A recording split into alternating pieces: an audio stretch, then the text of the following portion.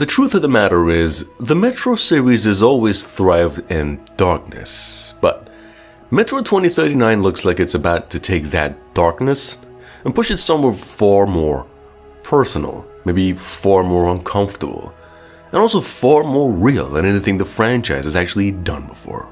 This time, it's not just fiction anymore. When Metro 2039 was officially revealed during the Xbox showcase recently, it didn't feel like a typical sequel announcement by any means. There was no over-the-top action, no loud explosions trying to grab attention, whatnot.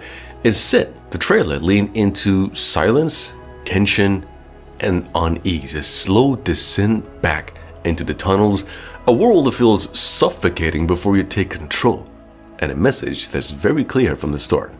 This is the darkest Metro yet. Now, that's not marketing talk.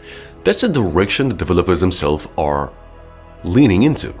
For the first time in the series, you're not playing as Artyom, which that alone changes everything. Instead, you step into the role of a new protagonist known as the Stranger, a character described as a haunted recluse, someone who has already tried to leave the Metro behind and failed. Well, that idea alone sets the tone.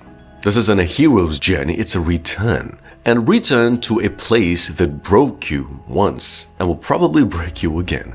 And unlike previous entries where, there was always some thread of hope pulling you forward, Metro 2039 seems far more interested in asking what happens when that hope starts to disappear.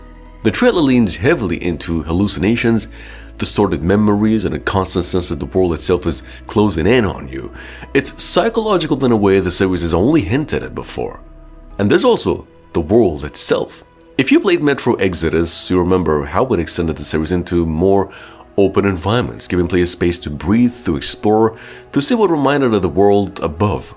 Metro 2039 apparently is going in the opposite direction. This is a deliberate return to the underground, to the claustrophobic tunnels that define the original games. Tight spaces, limited visibility, every corner hiding something you don't want to see. But it's not just about going back, it's about refining what made those environments so effective in the first place.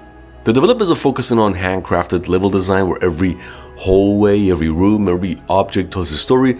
They've described these spaces as frozen stories, meaning you're not just walking through levels, you're walking through moments that happened before you arrived, which is where Metro has always been at its best, not in the action but in the quiet details. A broken chair, a flickering light, a skeleton in the corner that tells you everything you need to know without a single line of dialogue. Now imagine that philosophy pushed further with modern technology. The updated 4A engine's already showing off some incredible visuals in the trailer, with lighting that feels almost suffocating and environments that look painfully real.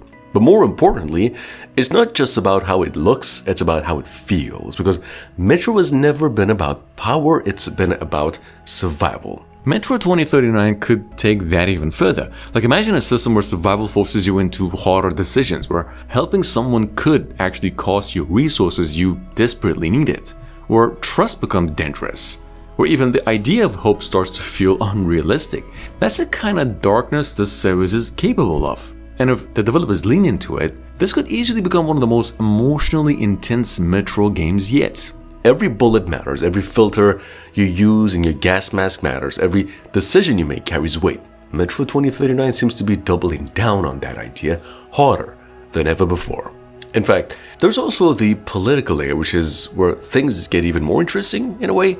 This time, the Metro isn't just divided into factions struggling to survive, it's unified under a single authoritarian regime known as the Novareich, led by a figure fans might recognize, Hunter, which also shifts the dynamic completely. Instead of navigating between competing grounds, you're now dealing with a system, a controlled environment where fear, propaganda, power actually dictates everything. And that opens the door to a very different kind of storytelling. Not just survival against monsters, survival against control. And if that sounds heavier than previous games, that's because it is. The developers have openly stated that real-world events, including war and global crisis, have shaped the direction of this particular game. This isn't a detached post-apocalyptic fantasy game anymore. It's influenced by lived experiences, by real fear, real uncertainty, and you can feel that in the tone. Then there's of course the gameplay. Metro Exodus already experimented with semi-open world designs, giving players larger environments to explore while still maintaining the series' core identity. The question now is whether Metro 2039 expands on that or pulls back. The series has always been bleak, but this feels more grounded, less stylized, less distant. It's not trying to entertain you with chaos, it's trying to make you sit with it. That shift could be what makes Metro 2039 stand out in a genre that often leans too heavily into spectacle. Because right now, most first-person shooters are built around power fantasies, big weapons, fast movements, constant action. Metro has always rejected that idea, and this new entry seems to be pushing even further in the opposite direction. Slower pacing, more tension, more consequences, and that's exactly what fans have been asking for. Even early community reactions show a kind of excitement that goes beyond hype. There's a recognition that Metro is one of the few series still waiting to do something different, to prioritize atmosphere and storytelling over scale and noise. That identity is pretty rare, and it's becoming even rarer, which brings us to one of the most interesting aspects of Metro 2039, its release window. See, unlike many modern AAA games that get announced years in advance, this one's aiming for a relatively close launch with a target around winter 2026, which is pretty close, so to speak. That suggests something important, that this game isn't just a concept, it's real. It's far along, and what we saw in the trailer isn't just a vision, it's a glimpse of something that's already taking shape. And from what we've actually been shown, it's clear that the developers know exactly what kind of experience they want to deliver. A single-player, story-driven game with no focus on multiplayer distractions, a return to the core of what made Metro stand out in the first place, a world that doesn't just challenge you mechanically but emotionally. And that's where the real potential lies. Because if Metro 2039 manages to balance all of this, the atmosphere, the storytelling, the gameplay, the themes, it could end up being more than just another sequel. It could be the defining entry in the series.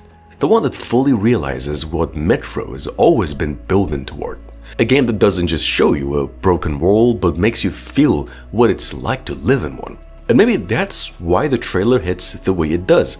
Not because of what it shows, not because of what it implies. That the Metro isn't just a setting anymore, it's a reflection of fear, of control, of survival, and of the kind of stories that only games like this are willing to tell.